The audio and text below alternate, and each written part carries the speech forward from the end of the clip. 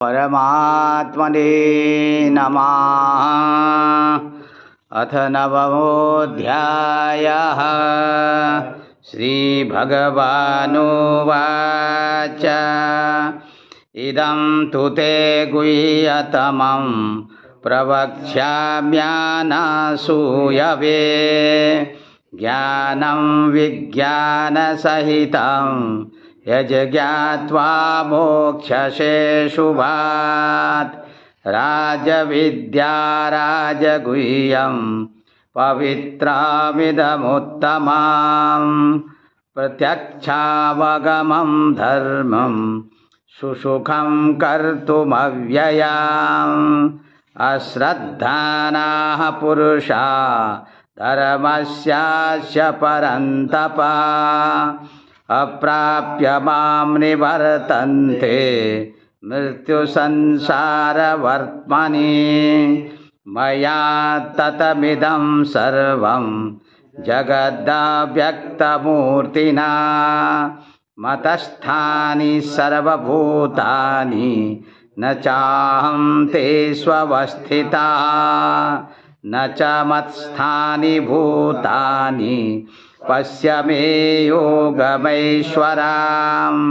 भूतभृन्न च भूतस्थो ममात्मा भूतभावनः यथाकाशस्थितो नित्यं वायुः सर्वत्र गोमहान् तथा सर्वाणि भूतानि मत्स्थानीत्युपधारय। सर्वभूतानि कौन्तेय प्रकृतिं यान्ति मामिकां कल्पक्षये पुनस्तानि कल्पादो विसृजाम्यहम्। प्रकृतिं स्वामवष्टभ्य विसृजामि पुनः पुनः भूतग्राममिमं कृत्स्नमवशं प्रकृतेर्वशात्। न च मां तानि कर्माणि निबध्नन्ति धनञ्जय। उदासीन मशक्तं तेषु कर्मसु मयाध्यक्षेण प्रकृतिः सूयते सचराचरम्। हेतुनानेन कौन्तेय जगत विपरिवर्तते अवजानन्ति मां मूढा मानुषीं तनुमाश्रितां परं भावमजानन्तो मम भूतमहेश्वरम्। मोघाशामोघकर्माणो मोघज्ञानाविचेतसः राक्षसीमासुरीं चैव प्रकृतिं मोहिनीं श्रिताः। महात्मानस्तु मां पार्थ दैवीं प्रकृतिमाश्रिताः भजन्त्यनन्यमनसो ज्ञात्वा भूतादिमव्ययम्। सततं कीर्तयन्तो मां यतन्तश्च दृढव्रताः नमस्यन्त्यश्च मां भक्त्या नित्ययुक्ता उपासते। ज्ञानयज्ञेन चाप्यन्ये यजन्तो मामुपासते एकत्वेन पृथक्त्वेन बहुधा विश्वतो मुखाम्। अहं क्रतुरहं यज्ञः स्वदाहमहमौषधम् मन्त्रोऽहमहमेवाज्यमहमग्निरहं हुताम्। पिताहमस्य जगतो माता धाता पितामहः वेद्यं पवित्रमोङ्कार ऋक्सामायजुरेव च।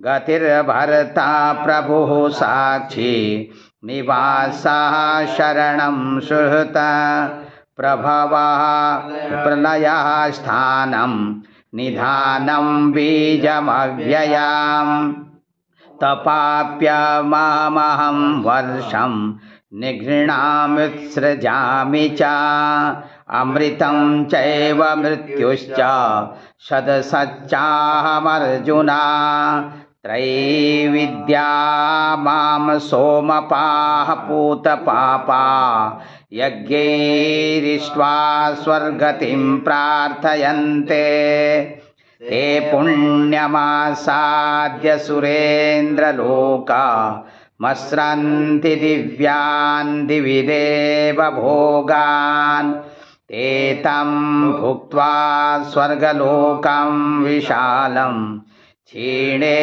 पुण्ये मर्त्यलोकं विशन्ति एवं त्रयी धर्ममनुप्रपन्ना गतागतं कामकामा लभन्ते अनन्याश्चिन्तयन्तो मां ये जनाः पर्युपासते तेषां नित्याभियुक्तानां योगक्षेमं वहाम्यहम् एप्यन्यदेवता भक्ता यजन्ते श्रद्धयान्विताः तेऽपि मामेव कौन्तेय यजन्त्यविधिपूर्वकम् अहं हि सर्वयज्ञानां भोक्ता च प्रभुरेव च न तु मामभिजानन्ति तत्त्वेन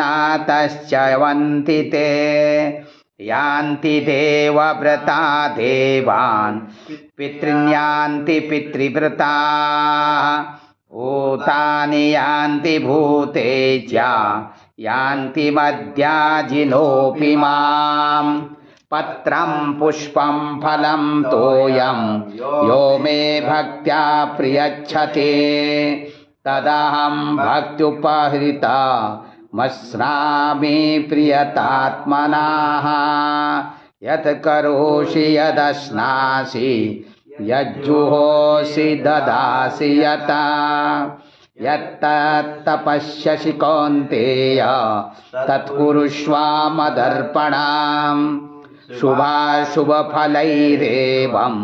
मोक्षसे कर्मबन्धने संन्यासयोगयुक्तात्मा विमुक्तो मामुपैष्यसि समोऽहं सर्वभूतेषु न मे द्वेष्योऽस्ति न प्रियः ये भजन्ति तु मां भक्त्या मयि तेषु चाप्यहम् अपि चेत्सु दुराचारो भजते मामनन्यभाक् साधुरेव समन्तव्यः सम्यग् व्यवसितो हि सः क्षिप्रं भवति धर्मात्मा सस्वच्छान्तिं निगच्छति कौन्तेय प्रतिजानीहि न मे भक्तः प्रणश्यति मां हि पार्थ व्यपाश्रित्य एपि स्युः